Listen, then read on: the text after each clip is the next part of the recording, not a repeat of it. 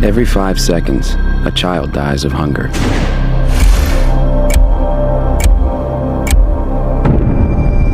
Each year, we're losing 6 million children.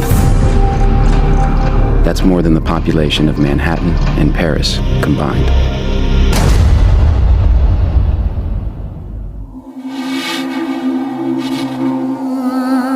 Today, some of us wake up to a full meal,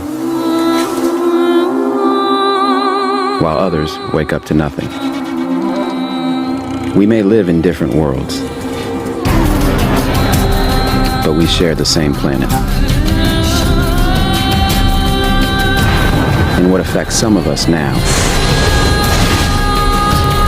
may affect all of us tomorrow.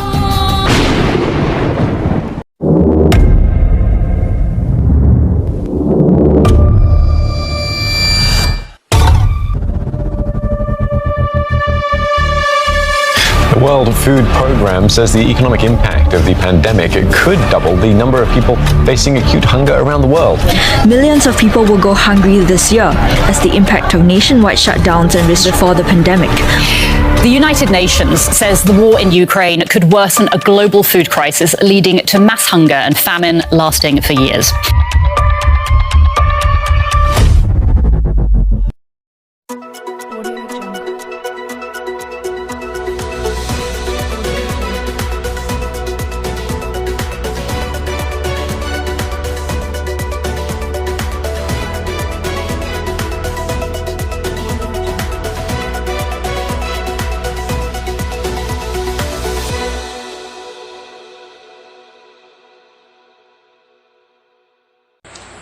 Good evening, people of the world. I am Donna May Dandan, your anchor woman tonight. Welcome to G3 Element TV. Tonight's hot news is global food security, and we as the beneficiary of food security must know the status of global food supply for us to be knowledgeable enough about accessing safe and nutritious food necessary for our living. This will help us all in managing our food properly and not relying on unethical behavior to make our own food. Here is Mr. Reyes reporting and giving us the pillars of food security.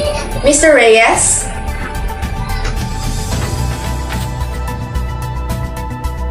Thank you, Ms. Dandan. Tonight we will about to know the pillars of food security, where we explore each of them and understand how they affect food security. First of this is the availability. It is the overall or the sum total of physical existence food, not only the existing of food but also its production, commercial imports and exports, and aged and domestic food stocks. Followed by access, which means that every household of global economy must hold enough resource to obtain food in acceptable amount. The quality and nutritious diet, the access will be affected where nutritious changes on households, physical, social, and policy context depends on their resources in price. Furthermore, the third pillar of food security is the use and utilization of food. That refers to the decisions of every household on what type and how much food to buy, to prepare, and to consume, and distribute within the household. In some point, there is also biological utilization, which food relates to human body's capacity to take and convert food to energy needed every day. Lastly, stability. It is the state where every household has a constant supply of food annually. Means that they must have a stable income to purchase enough food supply, but it depends on external factors such as disasters, calamities, climate change, war, and world market changes of place. So those are the four pillars of food security that affect food security in global economy. Once again, I am Mark Conrad E. Reyes reporting. Thank you, and this is G3 Element TV. Back to the studio. Thank you, Mr. Reyes. We will be back for a moment. Once again, this is Donna May Dandan, and this is G3 Element TV. Up next to G3 Element TV, Models for Sustainable Global Food Systems. Inclusive, sustainable, efficient, nutritious, and healthy. Are these four will achieve goals and make the global food systems resilient to inevitable shocks and stressors? We will see after a moment in G3 Element TV.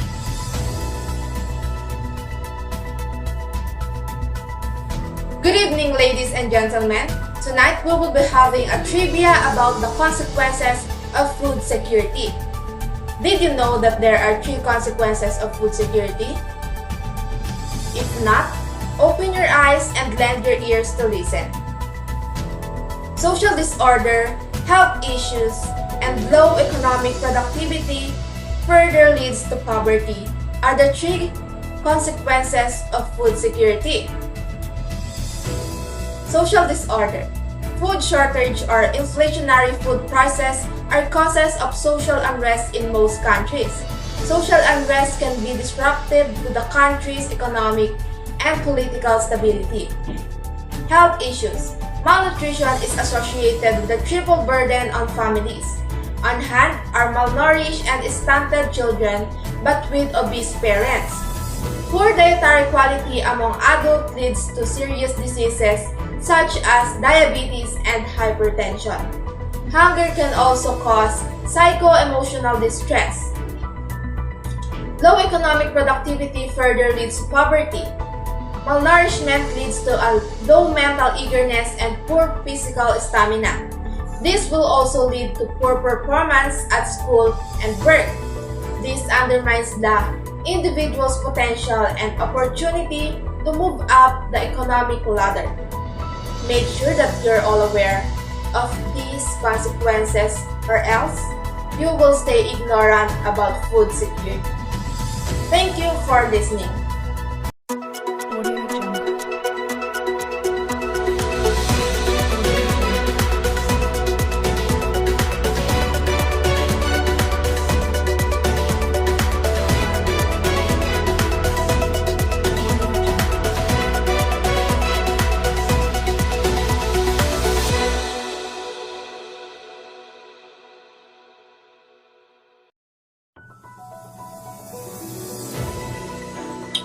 Welcome back to G3 Element TV.